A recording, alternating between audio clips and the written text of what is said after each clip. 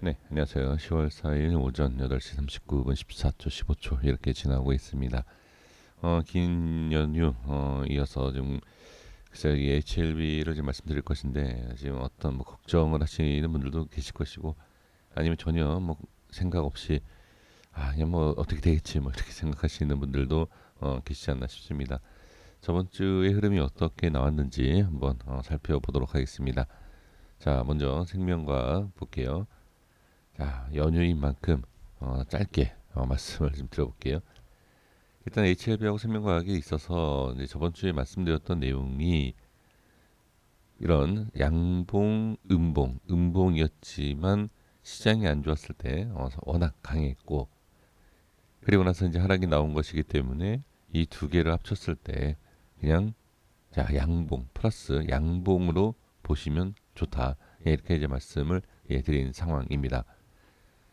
그러면 지금 보시면 지금 이거를 합쳐서 양봉으로 보자라고 말씀드렸던 내용이 지지 자 여기 지금 이때 갭 하락 이후에 추가 하락 갭 하락을 했으면 시가가 여기죠. 그리고 아주 짧은 밑꼬리 그 여기에서 시작을 했을 때 올라가고 내려간다 라고 하면 이거를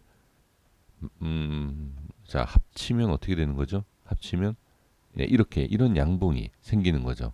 이렇게 자 색을 칠해 보면 이러한 양봉이 생긴 겁니다. 그리고 꼬리가 이렇게 생기는 거죠. 좀 그냥 색을 다른 자 이렇게 합치면요 이런 모양이 되는 거죠. 그렇죠?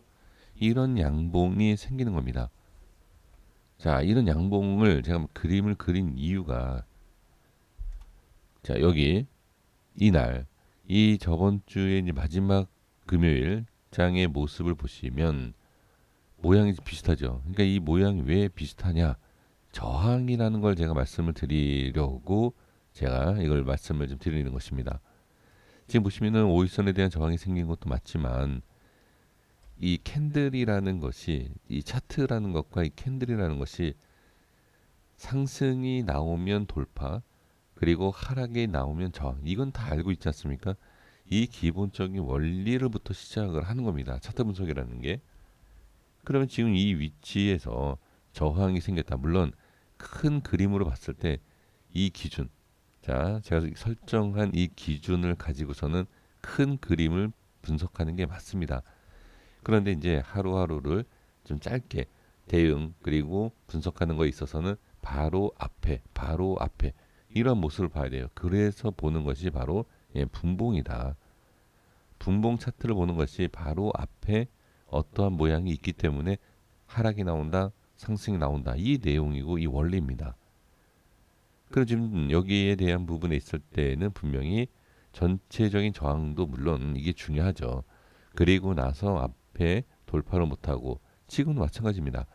지지를 잘 해주고 있지만 5일선에 대한 저항도 있지만 이 앞에 자, 이 양봉과 같은 이 위치와 그리고 강한 저항의 윗꼬리 그렇죠? 네, 이런 그림 그리고 똑같이 이어지는 모습을 볼 수가 있다. 그 여기서 그냥 쉽게 보면 이러한 그림만 나와주면 돼요. 이러한 그림만. 과연 이 그림 이렇게 방향을 잡아줄 것이냐? 네, 이 모습을 보시고 자 이렇게 한 줄을 정리하는 것이 좋습니다. 근데 여기서 이제 자 프로그램 쪽 외인 수급 프로그램이 들어오는 이유도 바로 이러한 흐름으로도 볼 수가 있어요. 그리고 여기서 이제 위험하다라고 볼 수 있고 또는 좋지 않다라고 봐야 할 것은 지금은 아니죠. 지금은 아닌데 이 박스에 대한 중심이 어떻게 자 제가 이제 말씀드린 기준을 가지고서 본다라고 했을 때는 만약에 밑으로 빠진다라고 했을 때 전체적인 자 주가 하락 이렇게 볼 수 있는 것이 아니라 계단식 우리가 얘기하는 계단식으로 만약에 하락이 나온다라고 했을 때는 자 이제 시간이 좀 문제죠. 하락이 나오고 하락이 나오고 하락이 나오면 시간 문제이지 이 주가의 흐름에 있어서 어떠한 변화 문제 이렇게 찾아볼 수는 없어요. 그렇게 얘기할 수는 없습니다. 지금 여기 내려온다라고 해서 만약에 내려온다가 아니라 내려왔다라고 해서 이 주가가 끝이다 이렇게 생각하십니까? 그렇진 않아요. 지금 여기까지도 내려왔다 올라가지 않습니까? 그렇죠? 그러니까 지금 이게 자 이렇게 많이 올라왔을 때 시끌시끌하잖아요. 뭐 지금 뭐 유튜브뿐만이 아니라 다른 데서도 뭐 좋다 이건 호재가 있기 때문에 뭐 이러하다 이런 자리에서 잡는 분들이 문제가 되는 것이지 지금 밑에서 보유하고 계신 분들은 뭐 그냥 지켜보셔야죠. 네, 이렇게 보시는 게 좋을 것 같아요. 네, 그리고 LB 바로 말씀드려보면 똑같은 내용입니다. 똑같은 내용이고 제가 여기 색칠을 해드렸잖아요. 기준이 되는 자, 이 안에서 어떤 모양이 나오느냐에 따라서 돌려주는지 내려오는지 예, 이 색을 칠해드렸는데 자, 갭 하락 이후에 5일선 보시는 분들은 5일선 저항이다. 생명과학이랑 똑같이 예, 이렇게 생각하시면 될 것 같고요.